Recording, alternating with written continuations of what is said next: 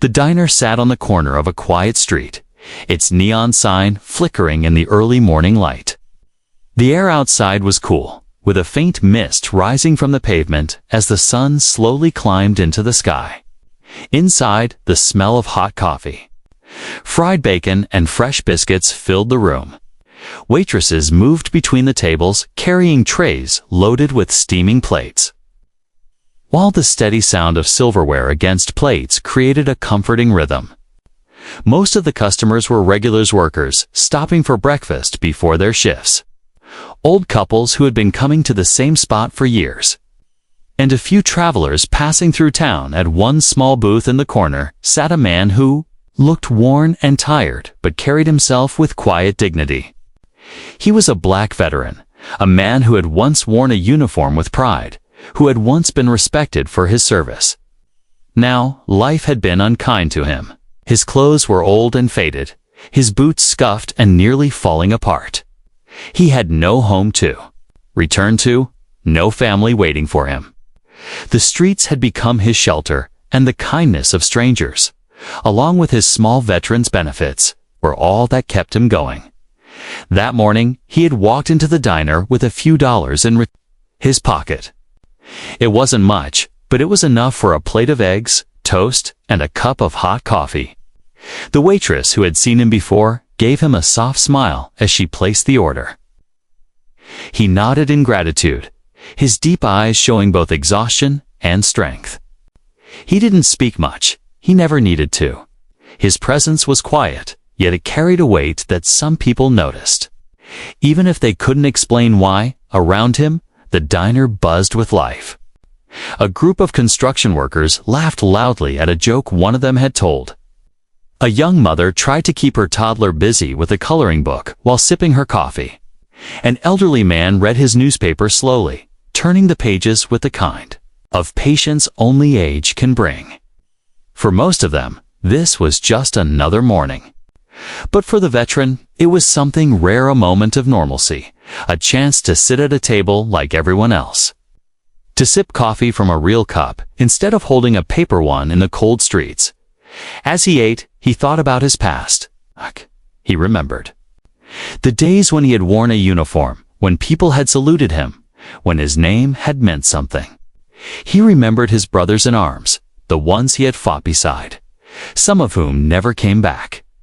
He remembered the pride he had felt serving his country, believing he was fighting for freedom and justice.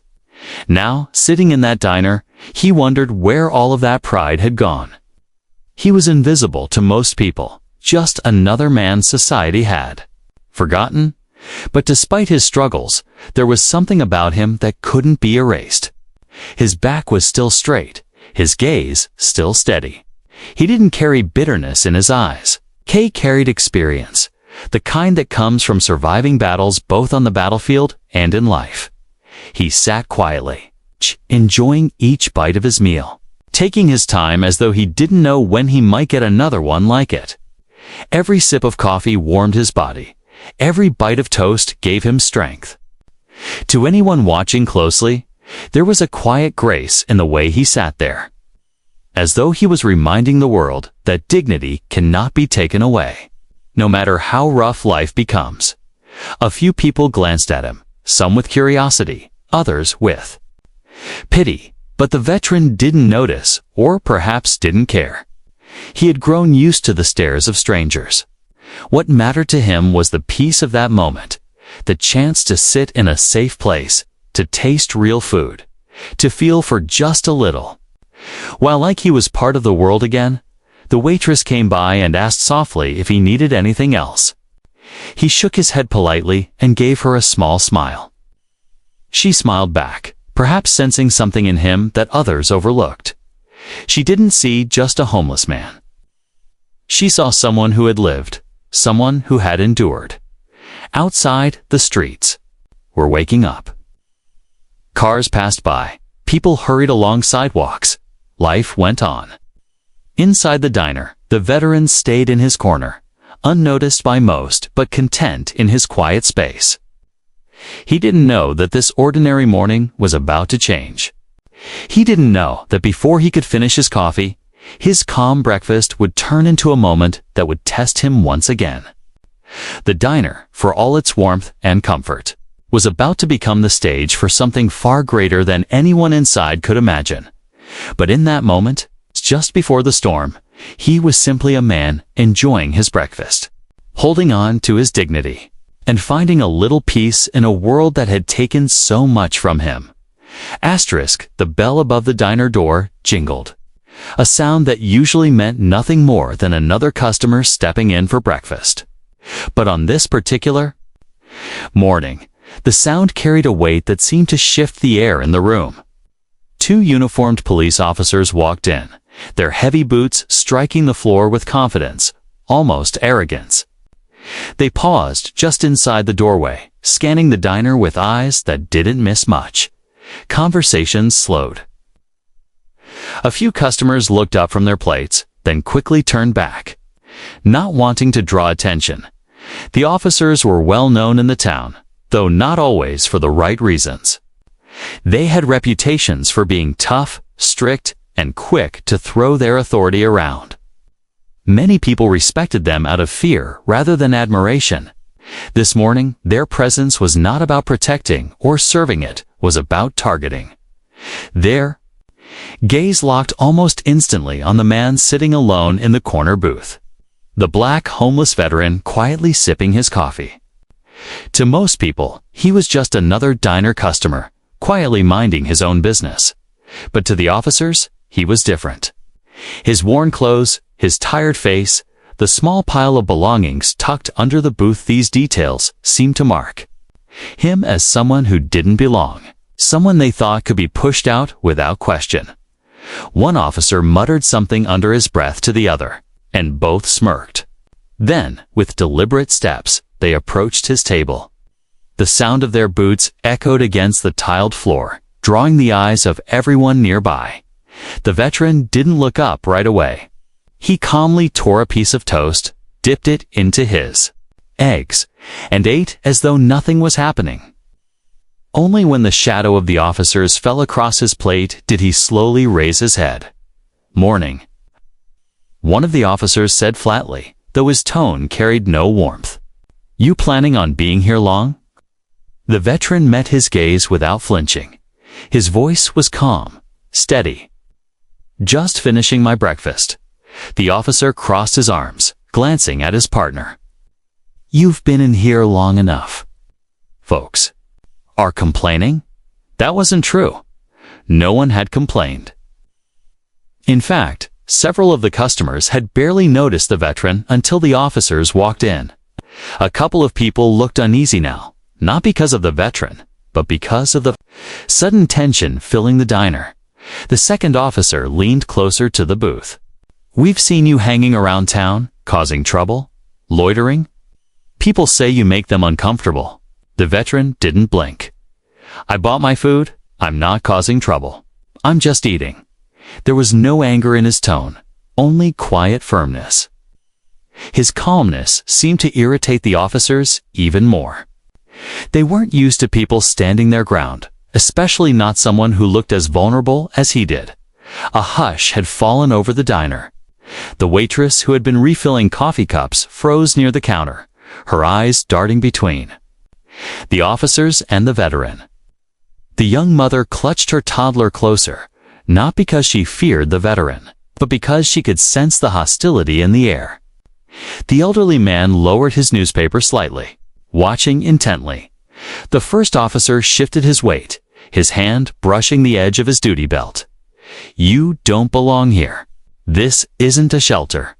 We could escort you out right now." For a long moment, the veteran said nothing. He simply looked at them, his eyes calm, steady, unshaken. It was the kind of look that made people uncomfortable, not because it was threatening, but because it was unafraid. Finally, he spoke. "I fought for this country. I bled for it. I have every right to sit here and eat my meal just like anyone else." A ripple of silence spread through the room. Some customers exchanged glances. The veteran's words hung in the air, heavy with truth. But the officers didn't back down. The second officer leaned in closer, lowering his voice, though it was still loud enough for nearby tables to hear. "Listen, old man, you think that matters now? Nobody cares what you did years ago. You're nothing but a problem now, and problems get removed." The veteran's jaw tightened slightly, but he didn't raise his voice. He didn't push back with anger. Instead, he slowly set down his fork and folded his hands on the table, as though grounding himself in patience. He knew this wasn't just about him. It was about something bigger, something that spoke to how people like him were treated. A few of the customers shifted in their seats, uncomfortable with what they were witnessing, but no one spoke up. That was the way it usually went. People watched, people judged, but they rarely intervened when authority was involved. The officers straightened, clearly expecting the veteran to either argue or submit. They were prepared for either reaction, prepared to drag him out if he resisted, or to smirk in victory if he obeyed. What they weren't prepared for was what came next. The veteran, calm as ever, reached slowly into his pocket.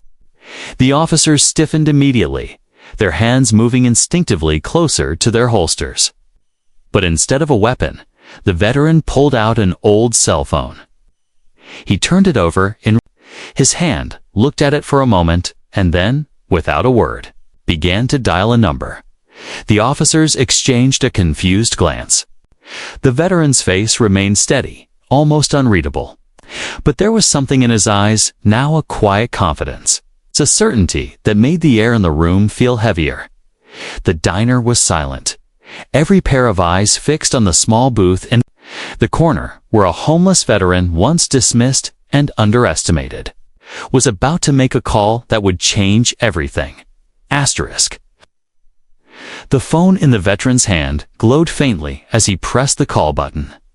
His fingers were steady, his face calm, but the quiet confidence in his eyes unsettled the officers more than if he had shouted or resisted. They expected fear, panic, or obedience. Instead, he sat there like a man who knew exactly what he was doing. One of the officers leaned closer, his voice sharp. "Put the phone down. Who do you think you're calling?" The veteran didn't answer immediately. He lifted the phone to his ear, listening to the ring on the other end. His silence made the officer bristle. The second officer stepped forward, his hand resting heavily on the table as he growled, "Don't play games with us. We said it's time for you to leave." The customers in the diner could feel the tension rising like a storm rolling in. The waitress gripped her coffee pot so tightly her knuckles turned white. The young mother whispered softly to her child, distracting him with his crayons so he wouldn't see what was happening. The elderly man with the newspaper put it aside entirely now, watching with narrowed eyes. When the call was answered, the veteran spoke with quiet clarity. "Yes, it's me. I need a favor." The officers exchanged another look. One of them snorted. "What? You think you've got someone important on the other end of that line? You think a phone call is going to save you?" The veteran's gaze lifted slowly to meet theirs. His eyes were tired, but they carried a strength that neither officer could ignore. He didn't argue with them. He didn't need to. He simply continued his conversation, calm and unshaken, as though the chaos around him didn't exist. The first officer slammed his hand against the booth, rattling the veteran's plate. "Enough. End the call, or we'll end it for you." Gasps rose from a couple of customers. One man at the counter muttered under his breath, "This isn't right." But no one moved. Everyone knew better than to interfere with police officers, even when it was clear they were going too far. The veteran didn't flinch at the loud noise. He didn't even blink. He simply said into the phone, "Yes, I'm at the diner on Maple Street. I'll wait." Then he lowered the phone, ending the call with a gentle press of his thumb. That simple act ending the call seemed to ignite the officer's anger further. They wanted to rattle him, to show everyone that they held control. But instead, he had turned the situation into something they couldn't predict. The second officer sneered. You think someone's coming to help you. You're nothing. You're nothing. You're just another washed-up old man who couldn't cut it in life. Nobody cares.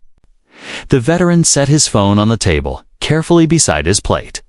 He looked up at the officer, his voice low but steady. I served this country. I buried brothers who gave everything for it, and you will not talk to me like I am nothing.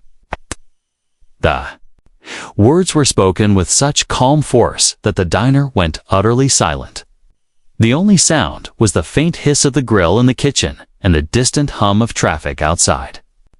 The weight of his statement pressed on everyone in the room, even those who had no idea what battles he had seen or what sacrifices he had made. The first officer laughed mockingly, though it sounded hollow. Served this country. What good did it do you? Look at you sitting here with nothing. That's your big reward. The veteran didn't answer. He didn't rise to the bait. He only stared back with that steady, unyielding gaze that seemed to pierce right through the arrogance of the officers. His silence was louder than any argument could have been. The waitress finally spoke, her voice trembling but firm. He bought his food. He's done nothing wrong. Leave him alone. Both officers turned their heads toward her, their eyes sharp with warning. She froze, instantly regretting her courage, but she didn't look away. The veteran gave her a small nod, a silent thank you, before returning his attention to the men in front of him. The second officer leaned in so close, their faces were only inches apart. You're about to regret staying here. You think you're tough because you made a phone call. We run this town, not you, not whoever you think's coming for you. Still, the veteran remained calm. His hands stayed folded neatly on the table, his posture upright, his voice quiet when he finally said, You run nothing. Not here. Not today. A chill ran through the diner. Those words, delivered without anger, carried a power the officers couldn't explain. For the first time, a flicker of doubt crossed their faces. Minutes stretched into what felt like hours. The air was thick, heavy with anticipation. Some customers quietly finished their meals and slipped out, not wanting to be part of whatever was about to unfold. Others stayed, too fascinated or perhaps too horrified to look away. The veteran picked up his coffee cup, took a slow sip, and set it back down.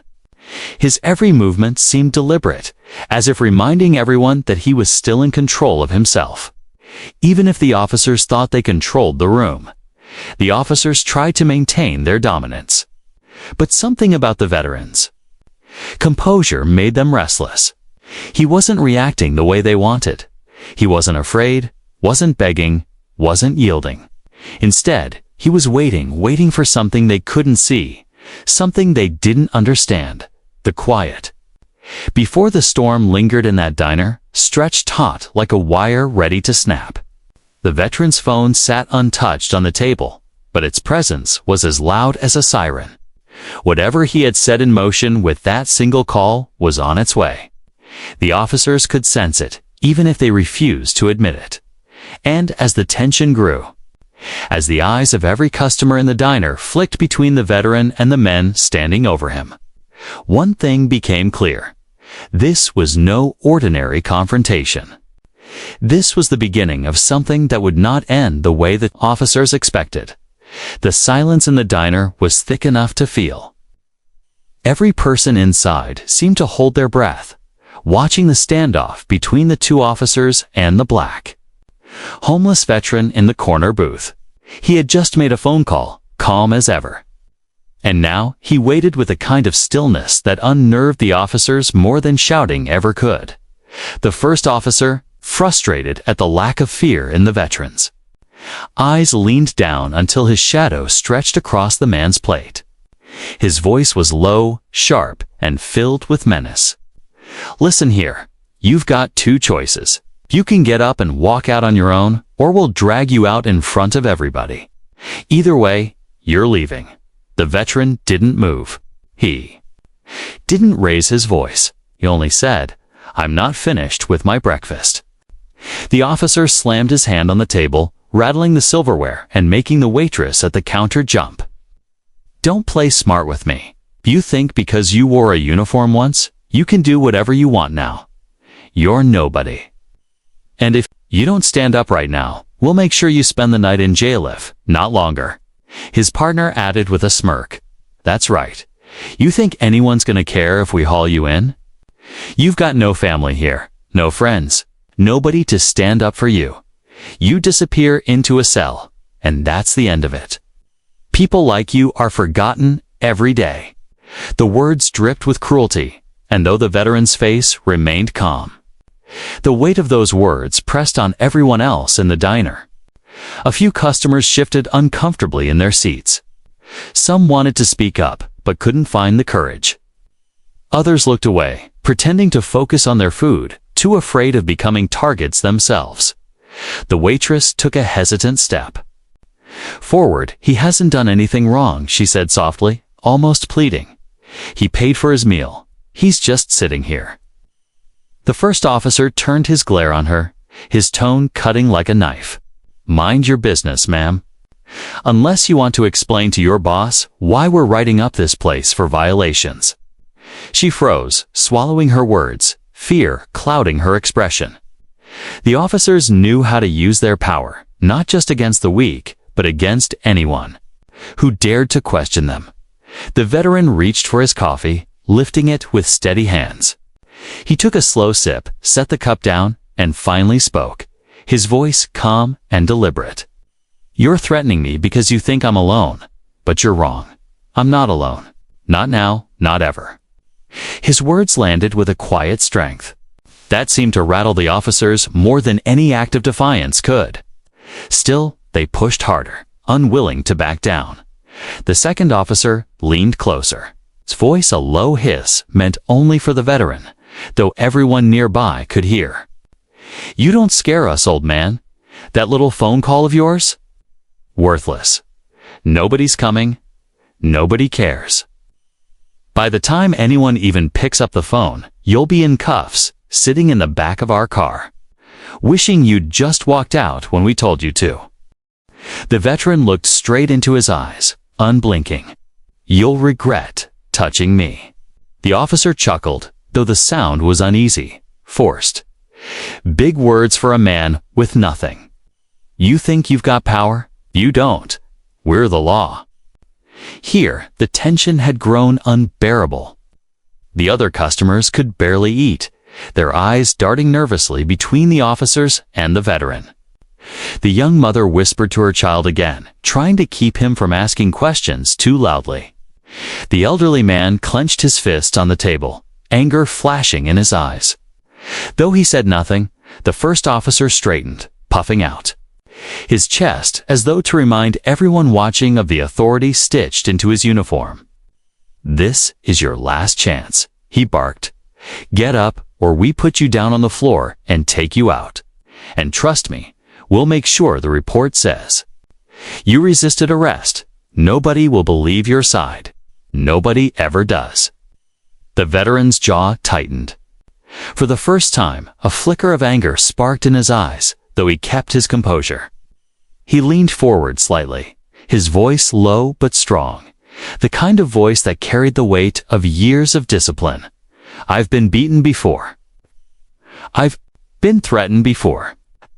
I've stared down men with more power than you'll ever have, and I'm still here. You can try to break me, but you can't erase who I am." The words seemed to hang in the air, heavier than the officers expected.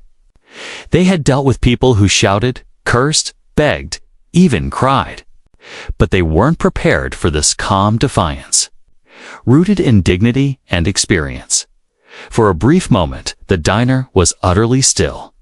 Even the sizzle of the grill seemed quieter, as though the whole building was holding its breath. Then, just as the officers prepared to grab him, the faint sound of sirens echoed in the distance. It was subtle at first, barely noticeable, but growing louder with each passing second. The officers stiffened. Their faces twitched with confusion, then unease. The veteran's lips curved into the faintest trace of a smile. "You hear that?" he asked softly, almost kindly. "That's the sound of someone who does care. Someone who hasn't forgotten me." The officers exchanged a quick glance, their confidence faltering. They hadn't expected this. That single phone call, the one they mocked only minutes ago, was now coming to life in the form of approaching sirens. The customers shifted, murmurs rising among them. Some leaned forward eagerly, sensing that justice might actually arrive. The waitress covered her mouth, her eyes wide with relief. The veteran sat back in his booth, hands folded neatly again, his composure unbroken. The officers, once so sure of their control, now stood frozen, their threats suddenly hollow in the face of what was coming.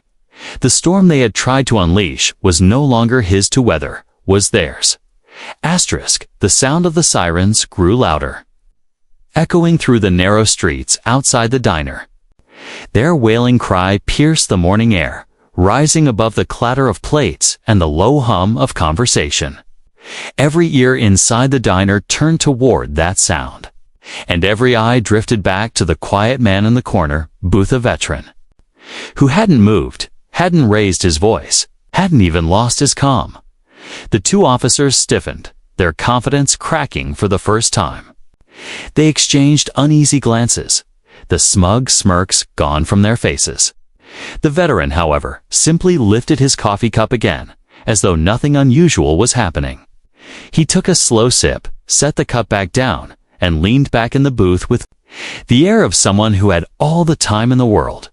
It wasn't arrogance, it wasn't defiance in the way the officers expected. It was something deeper and unshakable confidence, built not from power, but from experience. The kind of confidence that comes from surviving storms most people couldn't imagine. One officer muttered under his breath, "This is a setup." He called somebody. His partner's jaw tightened, his hand twitching near his belt. "Don't let him think he's in charge," he hissed. But there was no denying the shift in the room. The veteran didn't need to raise his voice to be in control. He simply sat there, still as stone, radiating a calm strength that filled the diner like a silent roar. People could feel it.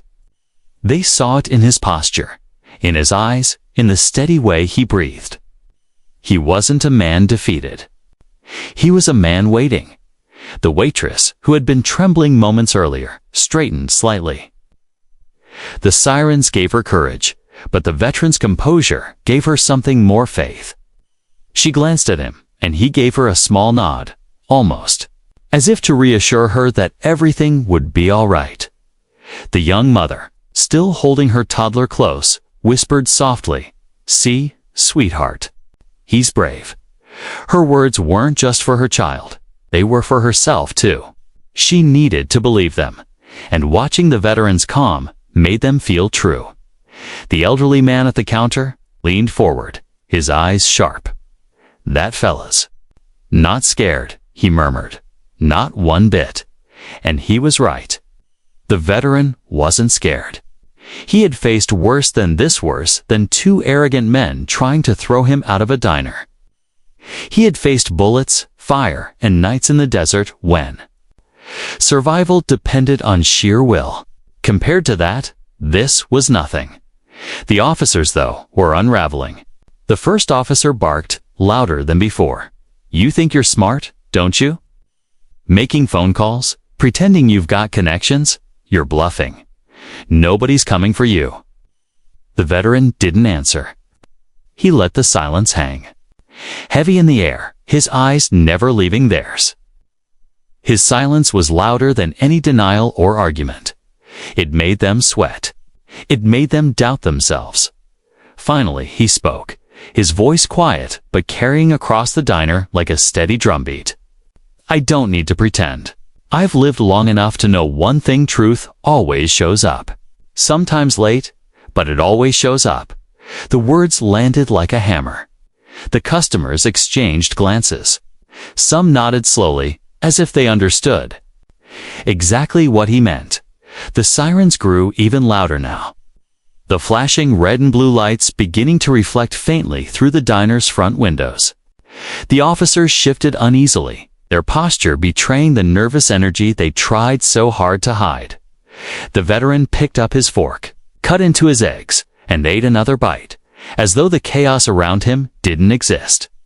The steadiness of that simple action, the act of eating breakfast in peace, was more powerful than any show of force.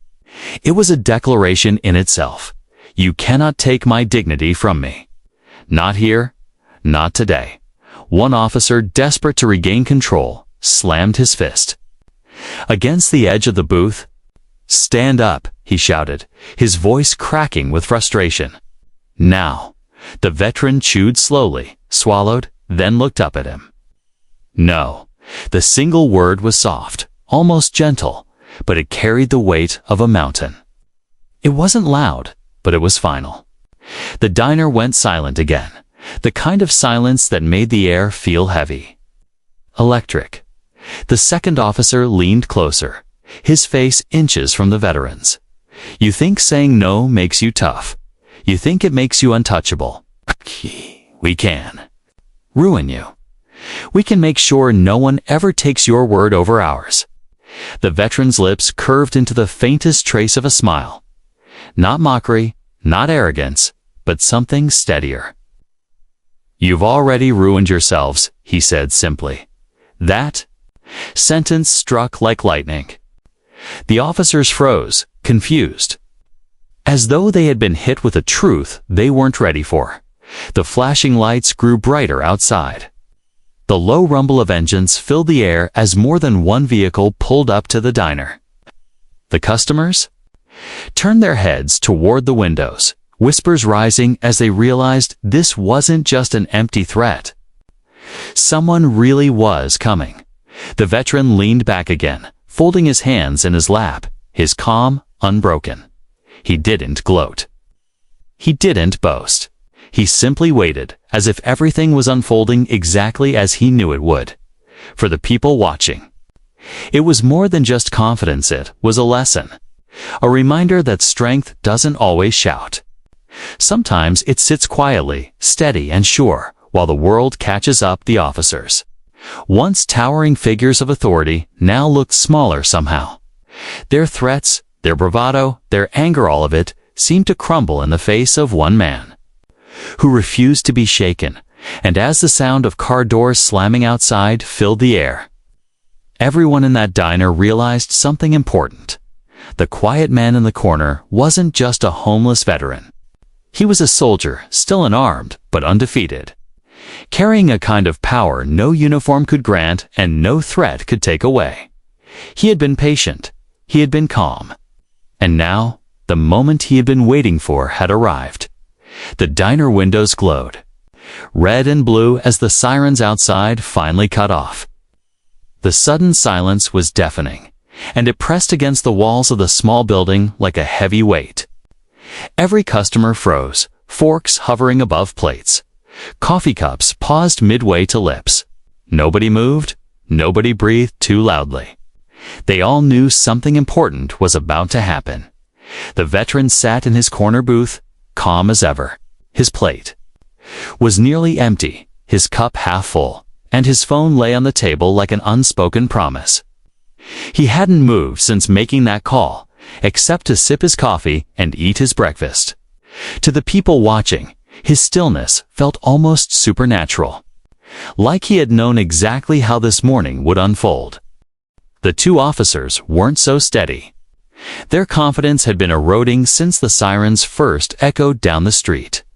Now, with flashing lights bleeding through the diner windows, their hands twitched at their belts, and their jaws clenched so tightly it looked painful. One of them muttered under his breath, "What the hell did he do?" The other officer shook his head, his eyes darting toward the door. Then, the door opened. A rush of cool morning air swept inside as three uniformed figures entered, not local police, but men in darker suits, their presence commanding and unmistakably official. Behind them came another man, tall, broad-shouldered, his silver hair cut short, his stride purposeful. His expression was hard, but his eyes scanned the room quickly.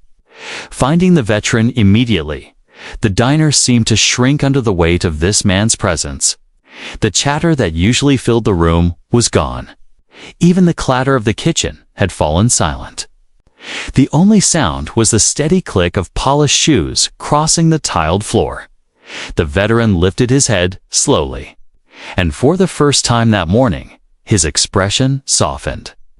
It wasn't much, just the faintest nod, a flicker of recognition in his eyes, but it spoke volumes. "Sergeant," the silver-haired man said, his voice deep, steady, and filled with authority. "It's been a long time." Gasps rippled through the diner. "Sergeant." The word hung heavy in the air. This man wasn't just a homeless veteran. He was someone who had once commanded respect. Someone who had served at a level that still drew. Reverence, the veteran gave a small nod. "Colonel." The two officers stiffened. Their faces paled. They exchanged quick glances, suddenly unsure of everything. This wasn't the reaction they had expected when they cornered a man they thought was powerless. The colonel turned his gaze on the officers, his eyes sharp as steel. "Explain to me," he said slowly, "why I received a call from a decorated veteran of this nation, one who served under my command, telling me he was being harassed in a diner while eating his breakfast." Neither officer spoke. Their mouths opened, but no words came out. The weight of the colonel's voice pressed them into silence. The colonel stepped closer, his presence towering. "Do you know who this man is? Do you know the sacrifices he's made, the brothers he buried, the battles he endured so you could wear those uniforms without fear?" The silence was brutal. The waitress stood frozen behind the counter, her hands pressed together at her chest. The elderly man at the counter leaned forward, his eyes wide with something like awe. Even the young mother, holding her child tightly, seemed to breathe easier, relief softening her tense shoulders. The colonel didn't stop. His voice grew harder, cutting through the diner like a blade. "While you two strut around this town, puffing your chests and throwing your weight at those weaker than you, this man bled for your freedom. And instead of honoring him, you dared to humiliate him, threaten him. You should be ashamed to stand in those uniforms." The officers shifted uncomfortably, their faces burning. One finally tried to speak, his voice stumbling. "Sir, we thought he was loitering." "Loitering? A tear." The colonel snapped, his voice sharp enough to make the man flinch. "He bought his meal. He was sitting quietly. And you call that loitering? No. You saw a man down on his luck and thought you could break him. But you picked the wrong man." The veteran remained silent through it all. His calm was unbroken, his eyes steady. He didn't need to add to the colonel's words. They spoke the truth he already knew. The colonel turned back to him, his voice softening. "Sergeant, I apologize. This should never have happened. Not to you. Not after everything you've given." The veteran gave a small nod. "I faced worse, sir." The colonel's eyes narrowed, not in anger at the veteran, but at the shame he felt for what had transpired. "Not anymore. Not while I'm here." He looked back at the officers, his voice booming. "You too will answer for this. You've disgraced not only your uniforms, but the very principles you swore to uphold. Effective immediately, you're relieved of duty pending investigation." The officers froze, their faces white as sheets. One stammered, "Sir, you can't." The colonel cut him off with a glare that could silence thunder. "I can. And I will. Get out." The diner erupted in a low murmur. Customers exchanged looks of disbelief, amazement, even quiet joy. Justice so rare in moments like these was unfolding right before their eyes. The officers, humiliated and shaken, turned and walked out of the diner. Their once heavy boots now sounded hollow against the floor. The flashing lights outside were no longer a symbol of their power, but a symbol of their downfall. The colonel placed a hand gently on the veteran's shoulder. "Finish your breakfast, Sergeant. You've earned that much." The veteran gave a quiet nod, picking up his fork again. Around him, the room seemed lighter, the tension broken. People looked at him differently now, as a homeless man, but as a soldier, a survivor. A man of honor who had faced down cruelty with nothing more than calm dignity. The colonel stepped back, his men standing at his side, and gave the veteran one last nod of respect. "We'll talk later. You're not forgotten. Not by me." Then he turned, leading his men back outside, where the flashing lights began to fade as the vehicles pulled away. Inside, the diner slowly came back to life. Conversations started again, though quieter than before. People looked at the veteran with admiration, with respect. The waitress came over with a fresh pot of coffee, her hands no longer shaking. She poured him a full cup and whispered, "It's on the house." The veteran smiled faintly, thanked her, and went back to his meal. For the first time in a long time, he wasn't invisible. People saw him not just as a homeless man, but as a man who had given everything for his country and who still carried himself with unshakable strength. And as the morning light streamed through the windows, it was clear to everyone that one phone call had done more than end to careers. It had reminded an entire room that true dignity, once earned, can never be taken away. Asterisk when the two officers stepped out of the diner. The morning air felt colder than before. The flashing lights that had once seemed like a badge of their authority now painted their faces in shades of shame. They no longer walked with the same swagger they had when they entered. Their boots struck the pavement heavily, as though each step carried the weight of what they had just lost. Inside the diner, people slowly began to talk again, their voices low but full of disbelief. Some shook their heads, others whispered to one another about what they had just witnessed. The young mother hugged her child tighter, relieved that the tension had finally broken. The elderly man muttered under his breath, "About time someone put them in their place." The waitress, still shaken, poured more coffee for the veteran and gave him a look filled with quiet respect. But outside, the officers were already unraveling. The colonel's words echoed in their ears. "You're relieved of duty." They had worn their uniforms like armor, like proof that they were untouchable. Now those very uniforms felt heavy, suffocating, almost mocking. One of the officers, usually the louder, more aggressive of the two, spat on the ground and muttered, "This isn't over." He set us up. He had to. But his words lacked conviction. For the first time, he didn't sound sure of himself. His partner didn't reply. His face was pale, his eyes distant. He knew what was coming. He knew that when a man like the colonel made a statement in public, it wasn't an empty threat. It was the beginning of the end by the time they got back to their squad car. More vehicles had pulled up, official ones, black SUVs with tinted windows. Men in suits stepped out, their badges flashing in the morning light. These weren't just higher-ups from the local precinct. These were investigators, the kind who didn't look the other way. The officers were told to hand over their weapons, their radios, even the keys to their car. Their badges were taken from them, slipped into envelopes that seemed to close the chapter of their careers in one silent motion. The humiliation was complete. Not only had they been stripped of authority, but it had happened in front of the very people they once intimidated, inside the diner. The customers could see it all through the wide glass windows. Some pressed their faces closer to watch. Others whispered in astonishment. For them, it wasn't just about two men losing their jobs. It was about justice, rare and raw, playing out before their eyes. The veteran sat quietly, still sipping his coffee. He didn't gloat, didn't smile triumphantly. He had no need to. His calm presence was victory enough. News of the incident spread faster than either officer could have imagined.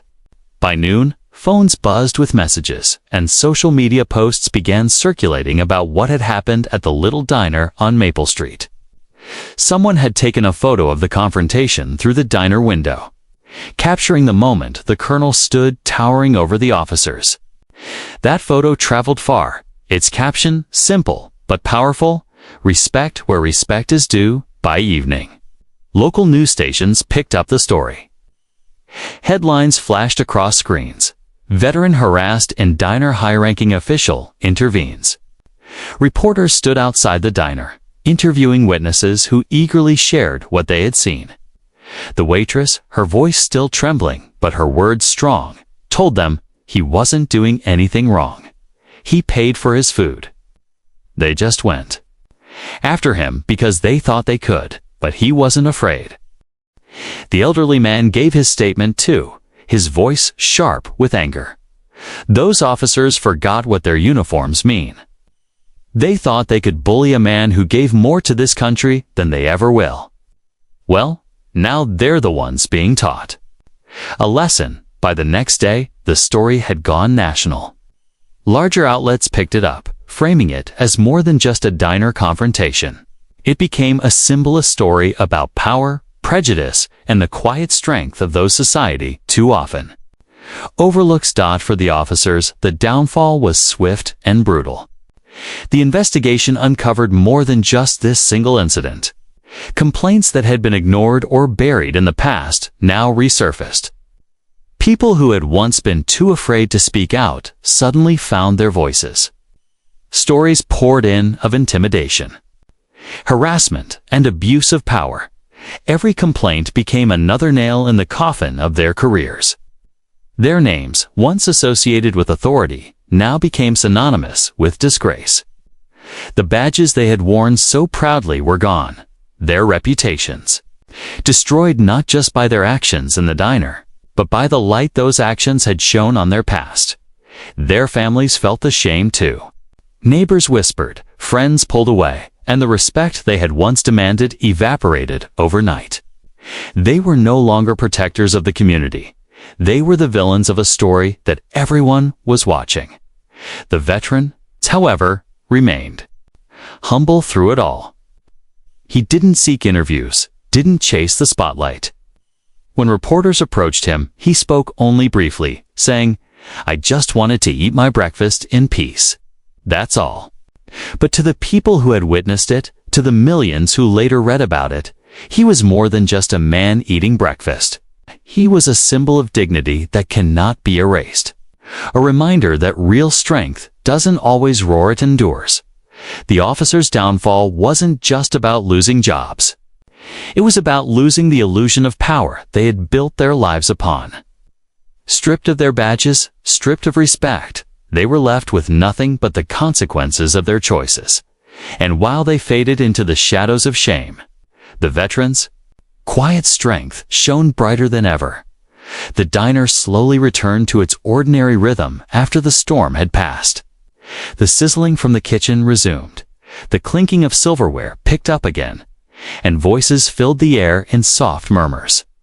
Yet beneath the surface, nothing felt the same. Something permanent had shifted in that small room on Maple Street. Everyone who had been there that morning knew they had witnessed something far greater than a breakfast gone wrong. They had seen the strength of dignity against the abuse of power, and they would never forget it. The black homeless veteran sat quietly in his booth, as he had from the very beginning. His plate was nearly empty now, only a few crumbs left on the dish. And his coffee was cold, but he wasn't in any hurry. He had learned long ago that some meals weren't just food, they were moments. And this meal, this morning, had become a chapter in his life he hadn't expected to write. People began to approach him, one by one. The elderly man at the counter was the first.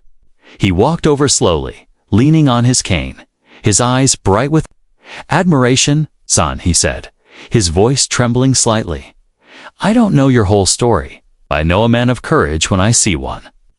You reminded us all today what real strength looks like."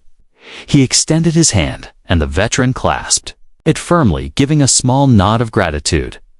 The young mother came next, her child tugging gently at her sleeve. She bent down beside the booth and whispered, "Thank you. My boy will grow up remembering this. He'll know that bravery doesn't always mean fighting with fists. Sometimes it just means standing firm." The veteran smiled softly at the child, who waved shyly before burying his face back into his mother's shoulder. The waitress, who had been trembling earlier, now stood tall as she approached. She placed a small slip of paper on the table, her hands steadier than before. "This is a voucher," she said gently. "Meals here on the house whenever you need them. Don't argue. It's the least I can do." The veteran looked at her, his eyes warm with gratitude, and gave a simple reply. "Thank you." He didn't say more, because he didn't need to. His eyes spoke what his words didn't: respect, appreciation, and acknowledgement of her quiet courage. Outside, the flashing lights had disappeared. The officers were gone, stripped of their authority, their footsteps echoing into an uncertain future. But inside, the air felt lighter, freer. The diner no longer felt like just a place for breakfast. It felt like a place where justice had touched down, even if only for a moment. The colonel's words still lingered in the minds of those who had heard them. "This man is not forgotten." For the veteran, those words carried weight. He had lived years feeling invisible, passed by on sidewalks, ignored in shelters, dismissed in public. But in that diner, for that morning, he had been seen. Not as a homeless man, not as a burden, but as what he truly was: a soldier, a survivor, a man of honor. The veteran finished his last sip of coffee, set the cup down, and slowly stood. His movements were measured, graceful, despite the weariness in his body. He picked up the small bag of belongings tucked under the booth, everything he owned in the world, and slung it over his shoulder. For a moment, he simply stood there, surveying the room. Every eye was on him, every heart tuned to his presence. He gave a final nod to the room, not a bow, not a wave, but a soldier's nod, simple and strong. It was his way of saying goodbye, of saying thank you, without needing words. Then he turned and walked toward the door. As he stepped outside, the sunlight hit him full in the face. It was bright, almost blinding after the dim light of the diner. The air was cool, fresh, carrying with it the faint scent of morning dew. He took a deep breath, filling his lungs, letting the crisp air wash over him. For him, it wasn't just another morning anymore. It was a reminder. It's a reminder that even in the darkest of times, dignity could still shine. That even when the world tried to strip a man of his worth, it could never touch the truth of who he was. Word of the incident would continue to spread. Some would tell it as a story of justice. Others would tell it as a story of courage. 4. The veteran? It was simply another day survived, but one that had given him something precious. Proof that he was not forgotten. Proof that his service, his sacrifices, his humanity still mattered.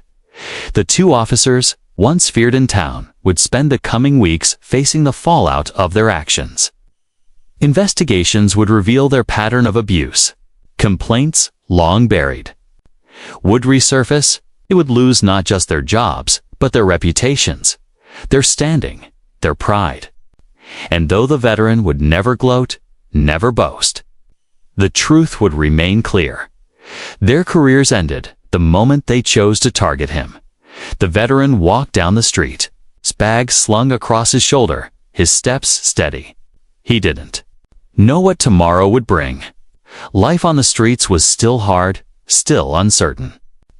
But he carried with him something no hardship could erase: the knowledge that he had faced injustice with dignity. And dignity had one dot behind him. The diner returned to its ordinary business. But those who had been there that morning carried the memory with them. They would tell the story to friends, to family, to neighbors. They would tell it as a lesson, as a reminder, as proof that sometimes The quietest strength is the most powerful of all. And so the story of the black homeless veteran at the diner became more than just an incident. It became a reminder, written into the hearts of everyone who saw it, that respect cannot be demanded by force, but must be earned. That dignity, once claimed, cannot be taken. And that true heroes don't always wear medals or uniforms, they carry their courage quietly. Even in the darkest corners of the world, as the veteran disappeared down the street, the sun rising higher above him, his figure seemed to carry not just his own story, but the weight of countless others like him, forgotten by many, but never erased, overlooked by most, but never defeated. And though he vanished into the city, the memory of that morning remained. A diner, a plate of eggs, a phone call, and a moment when the world was reminded of what honor truly looks like. For the officers, it was the end. For the veteran, it was another beginning.